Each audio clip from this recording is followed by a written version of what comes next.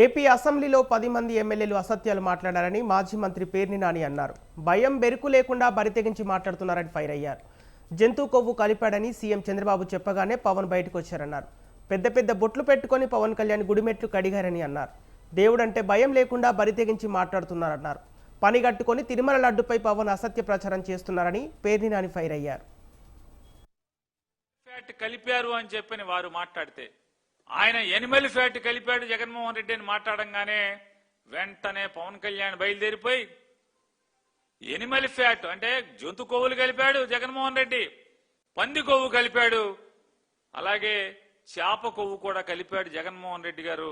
మా మతాన్ని ఇలా చేస్తావా అలా చేస్తావా అని కాషాయ బట్టలు కట్టుకుని పెద్ద పెద్ద బొట్లు పెట్టి గుడిమెట్లు కడిగాడు పవన్ కళ్యాణ్ గారు. ఆ గుడిమెట్లు కడిగిన పవన్ కళ్యాణ్ గారు ఇవాళ అసెంబ్లీలో మాట్లాడతాడు, నేను ఈ రాష్ట్రం మాజీ ముఖ్యమంత్రి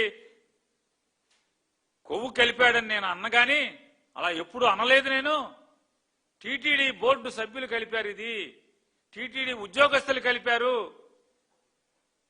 వాళ్ళని వెనకే సమర్థిస్తున్నటువంటి జగన్మోహన్ రెడ్డి గారు తప్పే కదా అని నేను చెబుతూ మతం గురించి మతం కోణం గురించి